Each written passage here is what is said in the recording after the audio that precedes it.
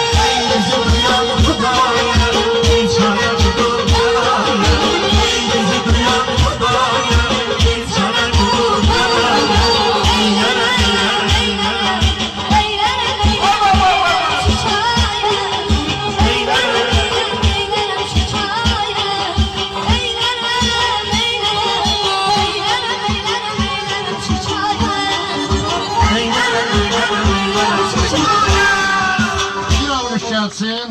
Yürekten alkışlıyor. Allah seni korusun.